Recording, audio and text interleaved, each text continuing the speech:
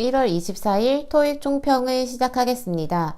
오늘 전체적으로 그래도 12월 시험에 비해서 작년 12월 시험에 비해서는 난이도 좀 괜찮았다는 생각 들었거든요. 그래서 리스닝 같은 경우에는 한 중에서 중상 정도? 최상까지는 아니었던 것 같아요. 막 불토익 여기까지는 아닌데 기본적으로 뭐 시험에서 나올 것들 나와주면서 일부 난이도가 좀 조절되는 문제들이 있었고, RC 쪽도 뭐 파트 5야 늘 뭐 뻔한 애니까 6가 오히려 조금 더 항상 논란 문제라던가 난이도 조절 요즘은 좀 있었던 느낌이면 7이 중요한데 7이 오늘 그래도 그렇게 심하진 않았다는 생각이 들거든요. 그래서 전체적으로 한 중에서 중상 정도 난이도라고 봐요. 구체적으로 난이도를 좀 살펴보면 파트 1 같은 경우에는 뭐 늘 나와주는 좀 기출 스타일들, 그 다음에 파트 2가 좀 오늘 극단적이었다는 생각이 드는데, 제가 뭘 가지고 극단적이었다고 얘기를 하냐면 앞에가 되게 무난했단 말이에요. 그래서 오늘 이렇게 쉽게 가나? 이럴 것 같지 않은데 왜 이렇게 쉽게 가지? 이런 생각을 하고 있었더니 딱 한 20번부터 달리더라고요. 그래서 나머지 반은 다 우회, 회피형, 뭐 간접되다, 뭐 평서문 반응형 이런 것들을 깔아놔서 오늘은 딱 전반부와 후반부로 정확하게 나눠지는 느낌이었어요. 그다음에 3는 제가 요즘 제일 강조하고 있는 부분이긴 한데, 스크립트는 늘 무난해요. 무난한 스크립트에 패러프레이징으로 난이도를 어떻게 조절하냐 해서, 제가 얘기하는 이 스치는 패러프레이징이라는 거는 여러분들한테 뭔가 디테일한 걸 요구하는 건 아니지만 그렇다고 해서 생각할 시간을 많이 주는 것도 아니에요. 그러니까 예를 들면 비가 많이 내렸어요 라는 얘기를 듣고 날씨가 안 좋다, 그냥 이렇게 바로 바꿔치기 할 수 있는 정도. 근데 이제 그거에서 뭔가 이 전환점이, 대화에 밀고 나가는 전환점이 빨리 일어나기 때문에 붙잡고 있거나 여러 번 곱씹을 타이밍은 늘 없는 거죠. 그래서 패러프레이징은 되나, 패러프레이징의 수준도 심하진 않은데 그만큼 시간에 여유를 주지 않는 포인트들. 네, 파트 4는 좀 반대라고 드는 게, 스크립트가 오늘 좀 수준이 있었어요. 그래서 스크립트의 뭐 난이도, 그 다음에 소재의 무게감, 뭐 이런 것들은 다 있었지만 상대적으로 보기가 오히려 3보다는 좀 쉽게 연결되는 면이 있어서 얘는 반대의 성향이 좀 있었고, 그래도 3와 4가 오늘은 중상 정도의 난이도는 좀 유지했다고 보고요. 파트 2는 다시 얘기를 좀 돌아가 보면 쉬웠던 건 아니거든요. 쉬웠던 건 아닌데 요즘 기준으로 한 최근 1, 2년, 한 2, 3년 기준으로 이 정도 파트 2는 또 무난하다고 얘기할 수 있어요. 그래서 난이도라는 건 상대적인 거니까 전반적으로는 그래서 한 중에도 중상. 그 다음에 문제를 좀 구체적으로 살펴보자면 파트 1 같은 경우에 뭐 나올 거 나왔어요. 맨날 뭐 하는 거 마핑하고 바닥 닦고, 그 다음에 홀딩 어 컵 들고 있고, 그 다음에 프라이싱 on 아이템, 뭐 물건 어디에 올려놓고 있고, 그 다음에 요런 건 이제 사람 없는 사진의 구체적인 묘사여서 단순히 물건이 있다가 중요한 게 아니라 진짜 어디에 있느냐, 어떤 상태로 있느냐. 뭐 예를 들면 전화기가 있지만 그 전화기가 mounted on the wall, 벽에 부착되어 있거나 고정되어 있는 건 아니기 때문에 오답이었어요. 반대로 램프는 정말 beside the monitor, 모니터 옆에 있었기 때문에 또 정답이고요. 이런 디테일 좀 문제. 그 다음에 요 단어를 제가 최근에 되게 많이 봤어요. 요 어닝이라는 단어. 우리도 일상생활에서 찾아보시면 뭐 캠핑카에 어닝을 친다던가 가게 앞에 어닝을 내린다던가 하면서 많이 쓰는데, 요런 걸 어닝이라고 얘기를 해요. 그 가게나 어떤 그 문 앞에 요렇게 천막 치는 거, 예, 요거 어닝. 그래서 요 어닝이라는 단어 최근에 좀 많이 보고 있었고, 그 다음에 이제 6번 같은 경우가 요즘 그래 좀 생각해 볼 게 있는 문제들인데, 고난이도 유형이라고 제가 좀 강조를 하는 부분이에요. 사람이 있는 사진에. 근데 또 사람이 있는 사진에 사람을 또 잘 찍어놨어요. 그리고 사람의 뭔가 액션이라던가 뭐 배경이라던가 이런 게 좀 풍성해요. 그래서 되게 낼 게 많아 보여. 이 사진은 뭔가 낼 게 너무 많은데? 근데 또 맨날 허무한 데서 내요. 그래서 얘도 뭔가 낼 게 많았는데, 그냥 여기서 얘기하는 이 카운터라는 건 이제 조리대, 주방 그 사진에 조리대 밑에 그냥 그 버킷이라 그러는 우리가 양동이라고 하는 거 있잖아요. 그런 거 그냥 살짝 놓여져 있는 거. 요런 걸 좀 얘기한 거죠. 그래서 사람 있는 사진에 배경 묘사라던가 물건 묘사가 들어가는 좀 상대적으로 뭔가 이거 안 낼 줄 알았는데 하는 허접한 포인트에서 하나 정답 나와주는 거, 요런 문제는 하나 껴있긴 했습니다. 그래도 뭐 여러분들이 충분히 잘 풀 수 있을 정도였다고 파트는 생각을 하고요. 2는 뭐 저희가 늘 얘기를 하지만 2 같은 경우에는 만능 대답은 있어요. 그리고 만능 대답은 늘 나와주긴 하죠. 오늘 만능 대답 좀 덜 나오긴 했는데 안 나오진 않았다는 거. 그래서 뭘 물어봐도 이제 다른 제3자를 얘기하면서 그 사람이 했거나 그 사람이 하고 있거나 그 사람이 담당자다. 그러니까 일단 나는 아니고, 요런 느낌. 그 다음에 you should ask 하면서 나 말고 딴 사람한테 물어봐 느낌. 그리고 뭘 했냐라고 물어보면 한 것도 아니고 결정된 것도 아니고 뭐가 결과가 없어요. 그래서 다 진행 중이다. 진행 중이라고 얘기하는 거. 그다음에 항상 나와주는 요즘 제일 대세죠. 추가 정보를 물어보는 반문형. 그래서 나도 물어봤는데 얘도 나한테 물어보는 형태예요. 그래서 요런 형태, 질문을 질문으로 받는 거예요. 요런 것들을 기본적으로 좀 깔아줬었죠. 근데 오늘은 제가 앞부분은 쉬웠는데 뒷부분에 좀 달렸다고 얘기했잖아요. 근데 뒷부분의 특징이 저런 만능 대답보다도 저건 쉬운 거죠, 요즘은. 그것보다도 어떤 느낌이 있었냐면 간접 대답형이라던가 회피형 대답들이 좀 많았어요. 근데 이건 난이도를 좀 조절하는 데서 결정적인 역할을 하는 건 맞아요. 그래서 20번을 먼저 보시면 음식이 언제 준비가 되냐고 물어봤어요. 그럼 이제 언제냐고 물어봤으니까 뭐 언제 된다, 언제 안 된다 뭐 이러면 되는데 요런 회피성 느낌으로 즉답을 피하는 거죠. 오늘 밤에 저희 주방이 너무 바쁘네요. 그러니까 레스토랑인데 저희 음식 언제 나와 있더니 오늘 저희가 주방이 진짜 바빠요. 좀 오래 걸린다는 얘기를 이런 식으로 돌려서 하는 거. 이런 내용이 좀 오늘 주력적으로 많았던 포인트입니다. 17번은 얘는 정석인데 우회라서 넣어놓은 건 아니에요. 근데 여러분들 이제 헷갈릴 수밖에 없는 포인트여서 같이 보려고 넣어놓은 건데 haven't they repaired라고 해서 앞에 분명히 haven't를 물어봤어요.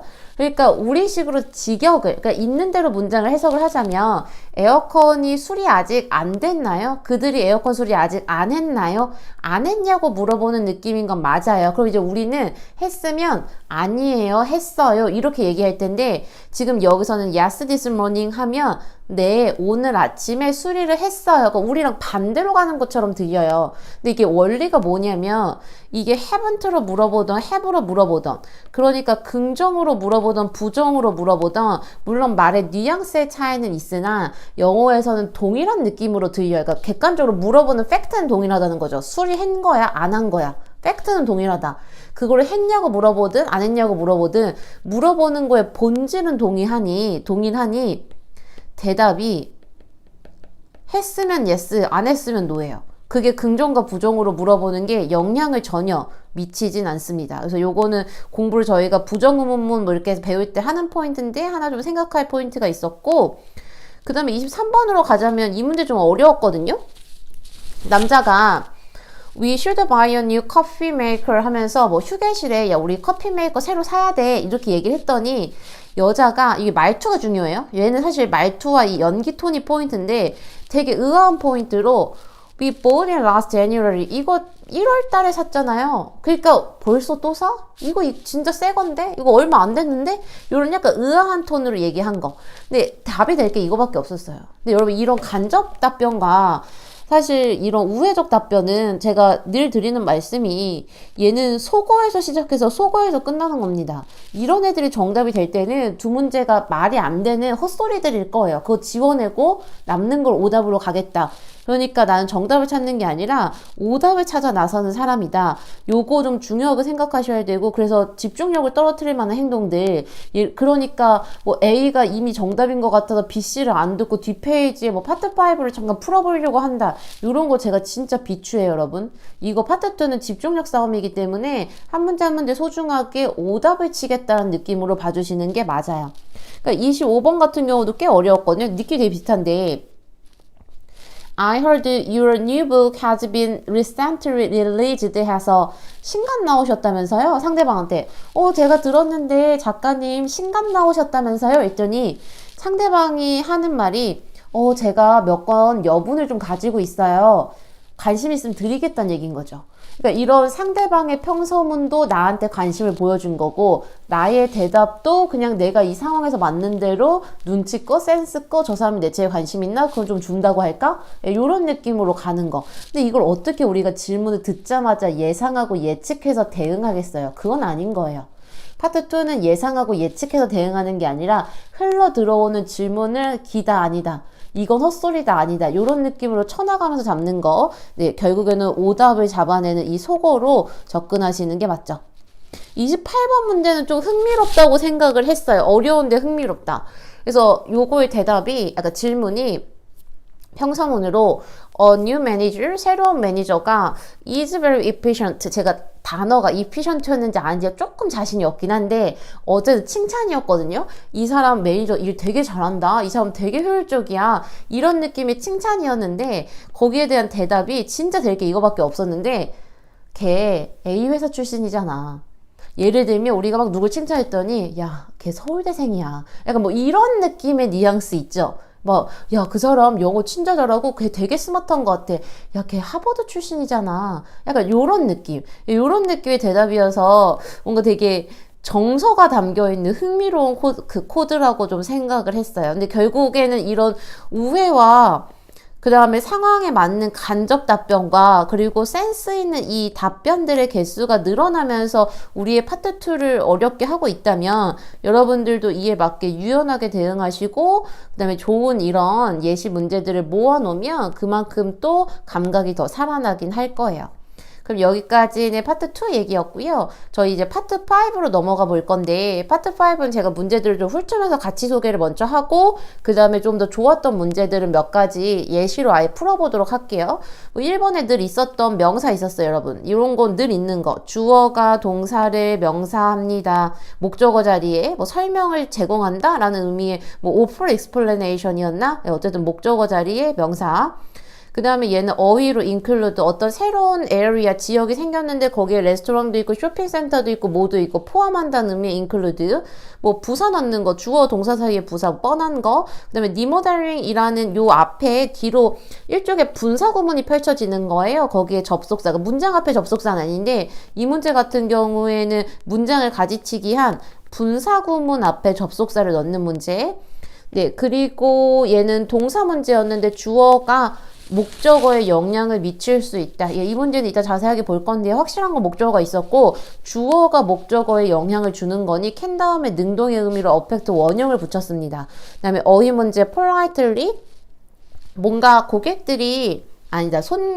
직원들이 고객들에게 politely 예의 바르게 행동해야 한다고 예의 바르게 대응해야 된다. 이런 의미의 politely였고요. 그 다음에 대명사 문제였는데 전치사 뒤에 있었어요. 그래서 누가 일을 못해서 누가 대체를 해줄 거다는 의미로 substitute를 쓰고요. 그녀를 대신해 주는 거니까 전치사 뒤에 목적격. 그다음에 부사어휘 뭐 usually 현재 시제랑 어울려 있었고 aspect라는 측면이란 단어 앞에 charming 뭐 매력적인 측면, 매력적인 형용사 넣는 거. 그다음에 전치사 within 뭐뭐 이내에. 그다음에 여기 같은 경우에 동사 매니지가 정답이었는데 소셜미디어 컨텐츠를 관리할 거라 그랬어요. 뭔가 새로운 그 커뮤니케이션 그 담당자, 홍보 담당자를 뽑아서 그 사람이 소셜미디어 컨텐츠를 담당할 거다, 매니지할 거다. 요즘에 잘 어울리는 내용이었고 그 다음에 10번은 주어 자리의 명사 resources였나 그랬을 거예요.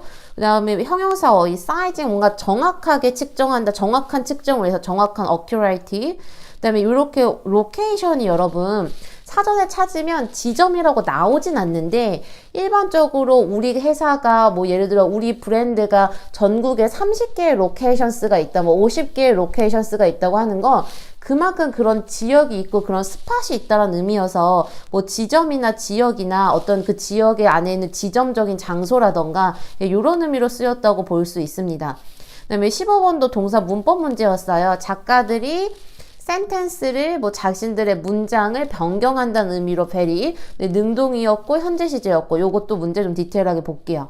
그 다음에 이치오 복수명사에서 이치 넣는 문제가 있었는데 글쎄요 얘를 뭐 부정대명사나 뭐 이런 표현까지 쓰고 싶진 않아요. 굳이 그럴 이유는 없으니까. 굳이 그럴 이유는 없고 그냥 표현으로 보시면 어휘로 봤을 때 뭐 각각에게 제공한다 해서 이치가 들어갔습니다. 그 다음에 17번은 언더고.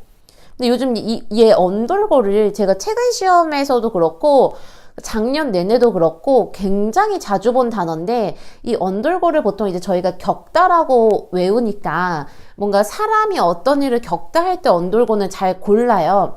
근데 우리가 이제 어떤 건물이 리노베이션, 보수 공사를 한다고 하더라도 그걸 언더고 한다고 얘기를 하거든요. 그래서 어떤 일이나 어떤 좀 난이도가 있는 일들을 하는 거. 그런 과정을 수행해서 지나가는 거, 뭐 이런 것들은 전부 다 언더고 한다고 표현할 수 있어요.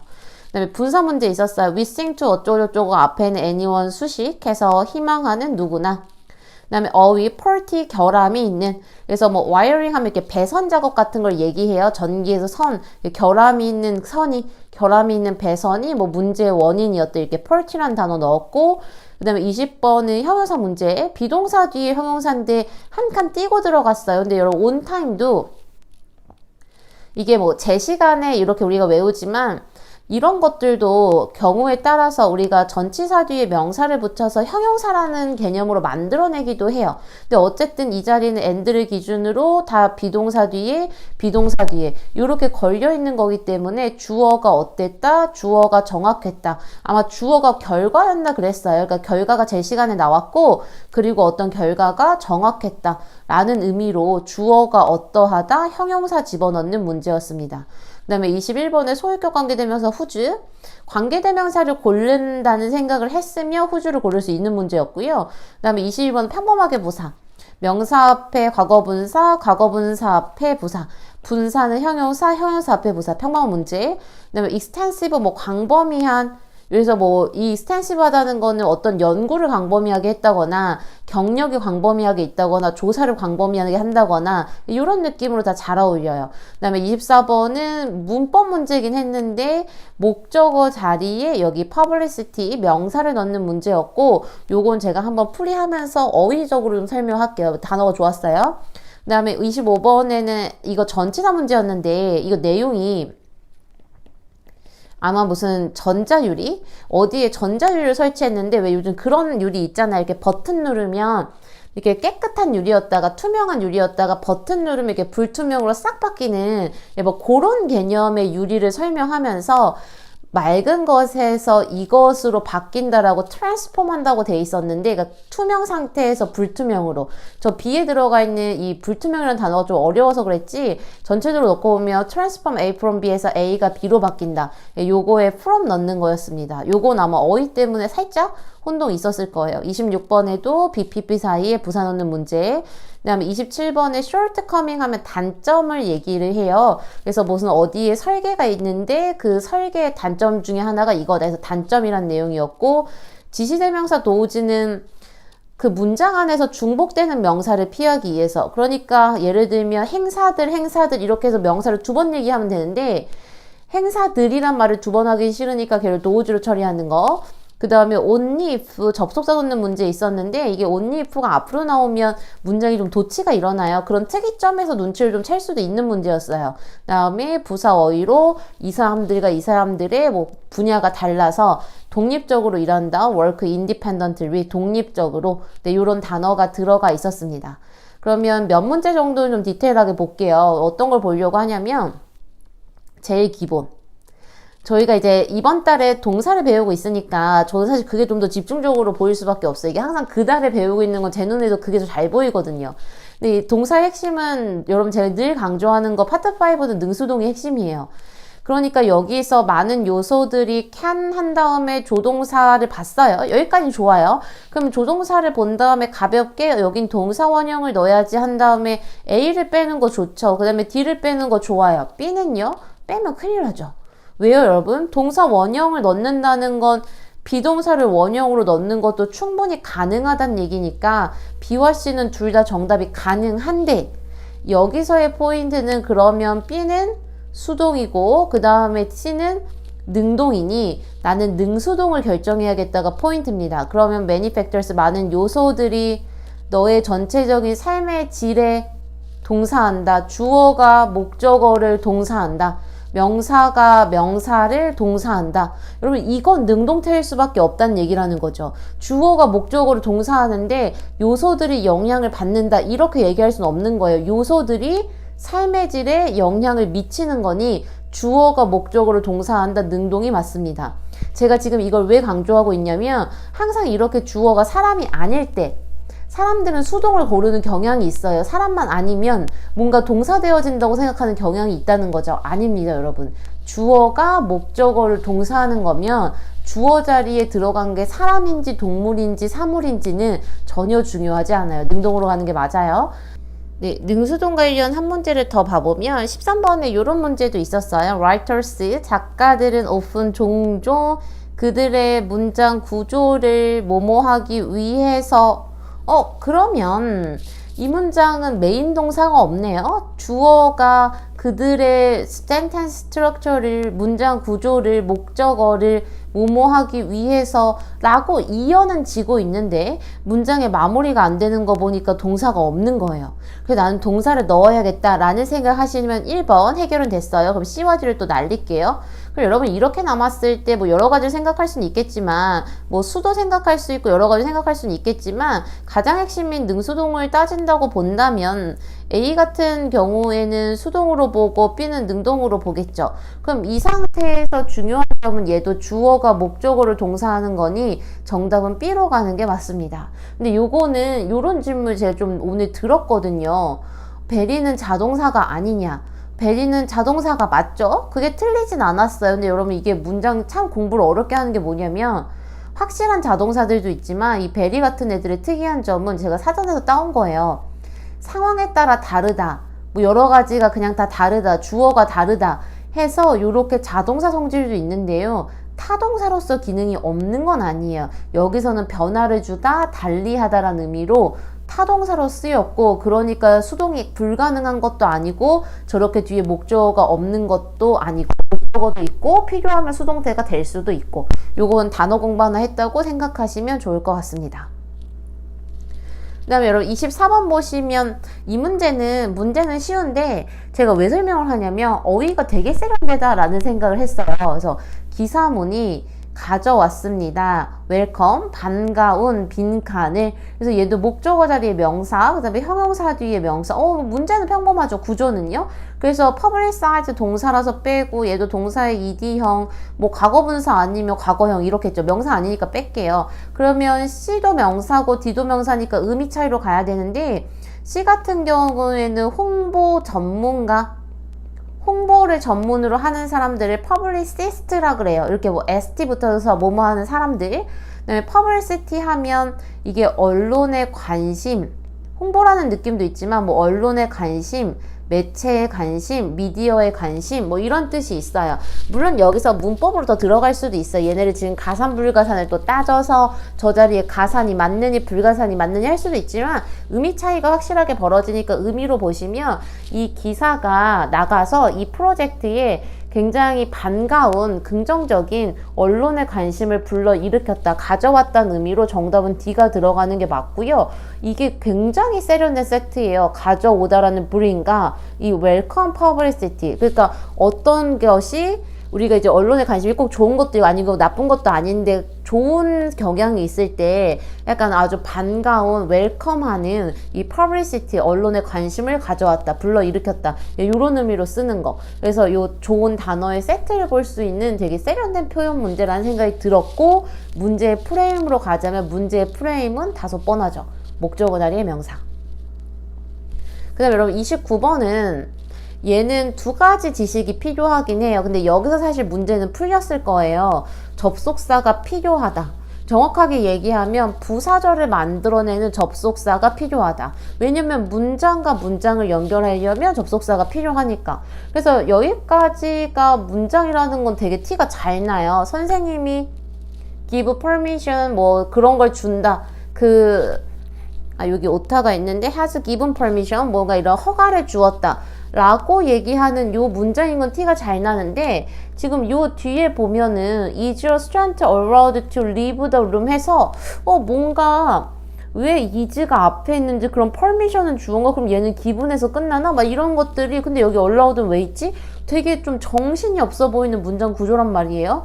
근데 우선은 이 정신없는 구조를 뚫고서 접속사가 필요하다는 걸 아셨으면 애초에 이 중에서 접속사면서 의미까지 맞는 거 only if밖에 없으니까 only if로 가면 돼요. 그러니까 only if밖에 없다는 얘기는 except가 접속사가 아니라는 건 아니지만 의미는 좀 안 맞다고 봐야 되는 거고 only if는 뭐뭐 한다면 뭐뭐 하기만 하면 오직 그럴 때에만 그러니까 어떤 일이 일어날 수 있는 단서 조항 같은 걸 얘기하는 거죠. 오직 그럴 때에만 오직 그래야만 뭐 이런 의미로 봤을 때 의미도 잘 맞아요. 그러면 이제 문장 구조가 어떻게 된 거냐라고 하시면 여기까지는 only if에 붙어 있고요. 이 only if가 앞으로 나오면 저 only 성질 때문에 뒷문장에 도치가 일어납니다. 근데 이 도치라는 게 뭐냐면 주어와 동사의 자리 바뀜을 얘기해요. 여기 같은 경우는 얘가 주어고 is가 동사인데 이게 자리가 바뀐 거예요. 그래서 a student is allowed라고 쓸 거를 is가 앞으로 나와 있는 구조라는 거죠. 이 특이한 구조를 이해하려면 어느 정도 도치 개념까지 갔으면 좋았겠다